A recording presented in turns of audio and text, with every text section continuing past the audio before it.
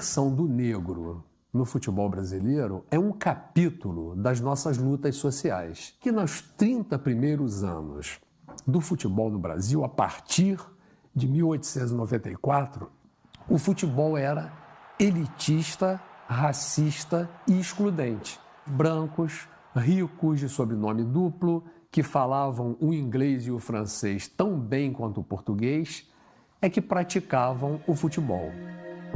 A abolição da escravatura não havia completado ainda 30 anos e a população afrodescendente, mais pobre e menos escolarizada, estava distante de ter igualdade na sociedade e no mercado de trabalho. Em meio a este cenário, uma ousadia. Com um time de pobres, negros e mestiços, o Vasco da Gama se tornou campeão carioca em 1923. Isso foi um choque. E a partir de 1924, no segundo campeonato, o Vasco, não satisfeito com a ousadia, torna-se bicampeão. Foi demais para as elites escravocratas, racistas brasileiras, e tentaram tirar o Vasco da AMEA, Associação Metropolitana dos Esportes Amadores, porque eles tinham origem social, perfil sociocultural que não era digno ao futebol. Que esses jogadores, por não serem filhos das famílias mais abastadas, eles treinavam. Então eles ficavam com um preparo físico e com um jogo tático melhor que os outros. Ao invés do drible ser como era desde a origem na Inglaterra, lançar a bola, o drible à brasileira foi passar com a bola, ultrapassar o adversário carregando a bola. Enquanto para o Vasco ter negros em seu elenco passou a ser uma questão política, de afirmação, de dar oportunidades, nos clubes à época de elite, essa inserção foi estratégica. O Vasco era o time a ser abatido, era o time a ser derrotado. Então os outros começaram por uma questão de mercado, de interesse, de favorecer os seus clubes, os seus títulos e as suas marcas, a incorporar jogadores dessas categorias sociais. O Fluminense, que era um dos clubes mais racistas naquela época, ele tinha, como tem até hoje, a entrada principal em Álvaro Chaves e criou ali ao lado, no limite entre o Fluminense e o Palácio Guanabara, uma entrada que existe até hoje por baixo da arquibancada. Então passou a haver uma dupla entrada no clube, uma para sócios, brancos e de elite, e outra para os empregados do clube. Isso é um símbolo arquitetônico do racismo. Olá, crianças! Tudo bem com vocês? Mais uma vez estamos aqui para uma aula no Lar de Fátima na Web. E hoje a nossa aula de esportes vai ser um pouquinho diferente, né? Nós que estamos aí há algum tempo já criando brinquedos, ou então fazendo atividades, né, recreativas, atividades esportivas. Hoje eu vou trazer para vocês uma história, a história de como os negros conseguiram entrar dentro do futebol. Isso aí, porque, não sei se você sabe, mas nem sempre os negros foram permitidos dentro do futebol, e nós sabemos que no Brasil a influência dos negros, não na criação, mas sim, né, a mistura de todos os povos, né, que estão aqui no Brasil, os indígenas, os asiáticos, os negros, os europeus também, né? O nosso país ele é muito misturado, né? Essa mistura de raças é o que torna o povo brasileiro diferente do mundo inteiro. Então nós temos influência de negros, asiáticos, indígenas na nossa culinária, né, na nossa arte, no cinema. Nós podemos também citar a influência na dança, na música, e nos esportes também tem muita influência, né, de todos os povos e também principalmente dos negros, né? Nós sabemos que, cientificamente dizendo, a genética dos negros para os esportes ela é um pouquinho, né, favorecida, né, na questão da resistência, na questão da força. Então a genética dos negros favoreceu e ajudou muito com que o Brasil se desenvolvesse em todos os tipos de esportes, né? Seja esporte de força, de velocidade, de agilidade. Agora imagina um esporte que mistura tudo isso: força, agilidade, potência, velocidade, flexibilidade Então, os negros tiveram uma importância muito grande no desenvolvimento dos esportes no Brasil e em um esporte em específico, que é o futebol. O futebol, né, os negros no futebol têm uma participação muito importante, né? Nós vemos aí grandes jogadores. O nosso maior jogador, não só brasileiro, mas da história do futebol, né, que é o Edson Arantes do Nascimento, se você não sabe de que eu estou falando, é do Pelé.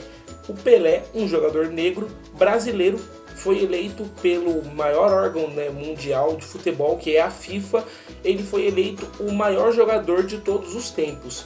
Então nós temos aí um representante brasileiro, negro, sendo considerado o maior jogador de todos os tempos.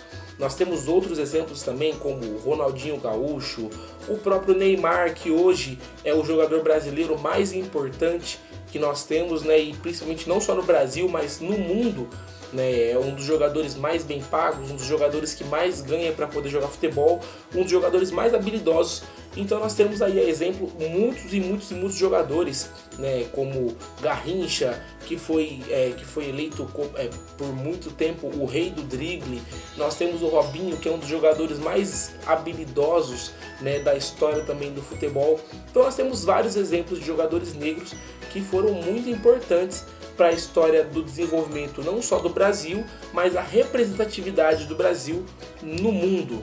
Então, agora voltando ao tema, ao foco principal da nossa aula, que é como que os negros entraram dentro do futebol no Brasil. O esporte, o futebol, ele foi criado na Inglaterra, e na Inglaterra alguns brasileiros, né, que tinham bastante dinheiro iam estudar fora. E indo estudar na Inglaterra, eles descobriram o futebol, que era um esporte que tinha sido criado há pouco tempo, né? Então eles iam lá para a Inglaterra estudar e acabavam voltando para o Brasil com as bolas e as chuteiras na mala.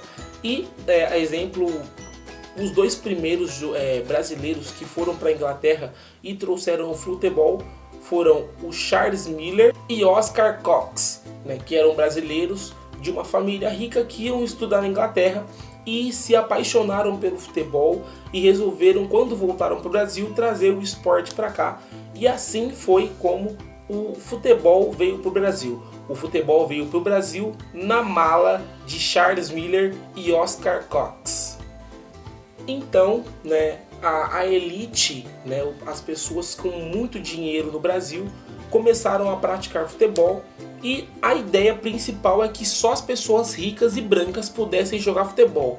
Mas, inevitavelmente, eles não conseguiram segurar a paixão dos brasileiros mais pobres pelo futebol, né? Quando os brasileiros mais pobres, né, os trabalhadores das fábricas, viram eles jogando futebol, eles ficaram apaixonados assim de primeira, de cara, e resolveram que eles também deveriam jogar futebol, né? Mas em 1905 o Bangu, né, o Bangu Atlético Clube, foi o primeiro clube a registrar um jogador que eles chamavam como jogador de cor, né, que era um jogador negro, que era o Francisco Carregal, né? E esse clube, o Bangu, ele acreditava que os jogadores negros deveriam poder jogar o futebol, né? Eles deveriam ser permitidos a jogar futebol.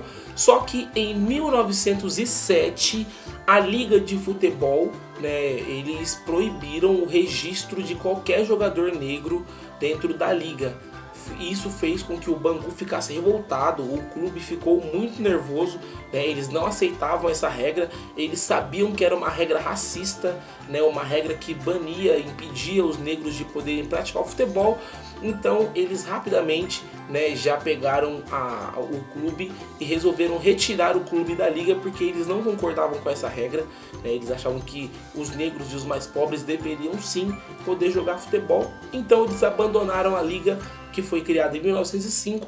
1907, o Bangu Atlético Clube, primeiro clube a registrar um jogador negro, eles abandonaram a liga por não concordar com a regra. E então o Bangu ficou conhecido como um clube símbolo, né, da luta contra o racismo no futebol e pela inclusão dos negros dentro do futebol.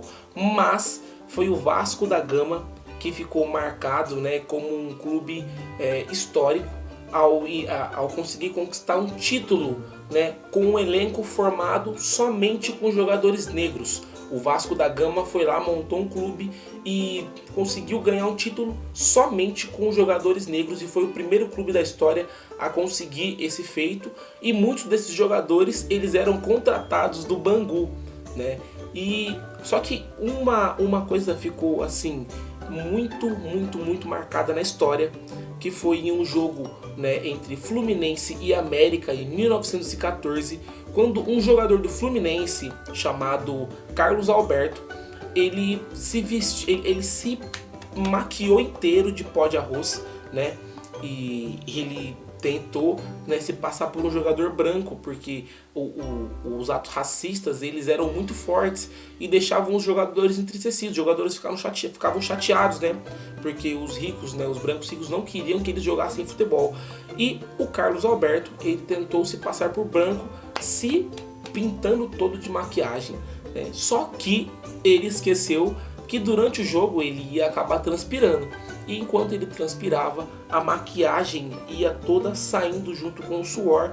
E depois eles perceberam que ele não era uma pessoa branca, ele era um negro tentando se disfarçar, né, de branco. Só que esse ato, né, esse jogador, ele ficou conhecido como pó de arroz. E todo mundo da torcida começou a gritar pó de arroz, pó de arroz, pó de arroz, né, para poder zoar a equipe do Fluminense. E até hoje, né, os torcedores do Fluminense, eles são chamados, o clube do Fluminense é chamado de pó de arroz, por esse ato que aconteceu com o Carlos Alberto, né, o famoso pó de arroz em 1914.